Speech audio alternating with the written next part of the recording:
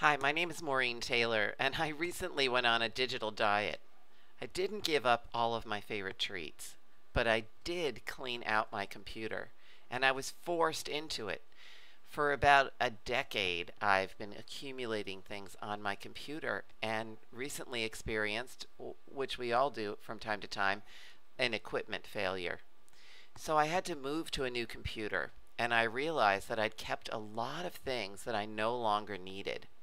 So I have some digital diet tips for you to help you clean out the junk.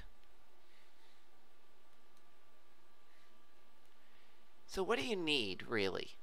I discovered that I needed a lot less of the things I had stored on my computer than I thought I did. I took stock of what I really needed. How many documents did I no longer look at? Not necessarily want to get rid of them, but did I actually need them on my computer? I was clogging up the computer and using a lot of memory. I set myself a schedule.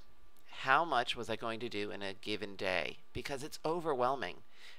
It's going to take time. It takes a lot of time to sort through all your pictures, emails, and documents, and whatever else you may have stored on that computer, including movies.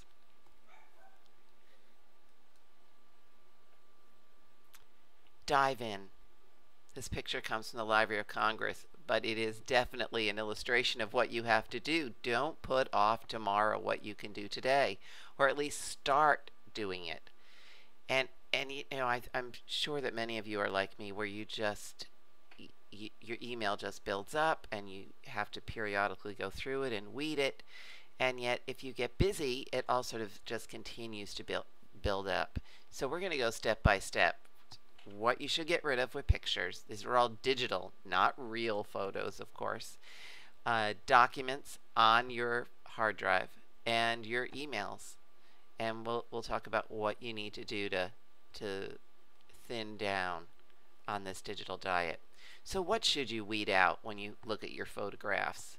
Well, certainly any out of focus images that you have, any really poor quality pictures, you should get rid of them. And I know you're probably wondering, how could she say that? She's the photo detective. But in fact, not all photographs should be kept. If you have multiple pictures of the same scene, if there's no people, and it's not, your great-grandfather's house, thin down those vacation photos down to the basics. So when I went through my pictures, I discovered something that I sort of knew was there, but I hadn't really focused on it, which was that when I was uploading images from my phone to my computer, there was a little bit of a glitch. So I had multiple copies of the same photograph, and in some cases I was actually able to get rid of entire folders on my computer.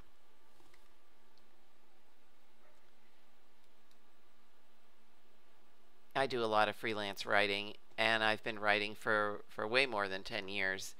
And I have documents all the way back to the beginning of my career on my computer. Many of them I haven't touched in years. So I made a decision. I made a decision to buy a portable hard drive just as an archive for this computer. Now, this doesn't cover what I already do for backups, which is I use Mozy.com, an online backup system, and I have a portable hard drive for other things as well. One of the things I recently discovered when I went shopping for a hard drive, I guess I hadn't really focused on this, is that a hard drive actually is only guaranteed for 2 years. And I sort of knew that, but having the 2 in a big font on the front of the box made me think about the hard drives that I'd been using and how I need to upgrade some of those and change and move things from one hard drive to another. So when you have a document on your hard drive and you think you might get rid of it, is it significant?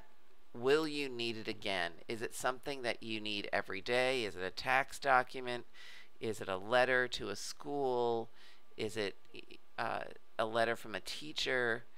So can it be archived, or does it need to be an active file, something you're going to use?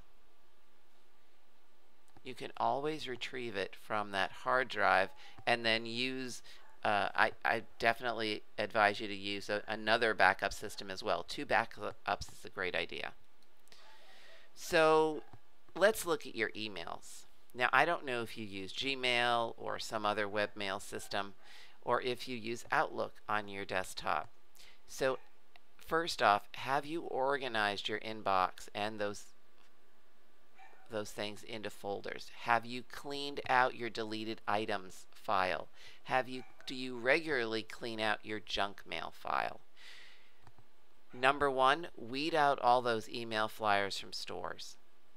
I use 2 different email addresses. One is a backup of the other, and I get a lot of junk mail in both email files. Even though I try very hard to keep on top of it, there seems to be an awful lot in there. And then think about, do you really need to keep all the emails relating to a particular conversation? Is it necessary to keep every single okay, thank you, great? Probably not. So I just started eliminating all of those emails or duplicate emails. And in one short hour and a half, I think it took me, I weeded out 600 emails. My inbox is a little stuffed, but this is a lot lighter now. Don't forget to clean up your desktop. If you're like me, I sometimes download things and I think, oh, I'm going to need this right away, so I put it on my desktop. And then the next day I say, oh, I'm going to need this right away, and I put it on my desktop.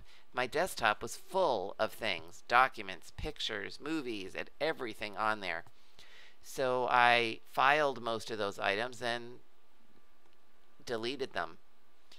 And then had to clean out my deleted file of emails and the recycle bin on my computer. I had to clean that out as well. You just click on it and it'll prompt you to empty it. So I hope that you do this, that you take the time once a month when you're backing up your files, that you also do this digital cleanup. Your computer will thank you, and it probably will last a lot longer. When you're done, think about how you feel. Thank you very much for joining me.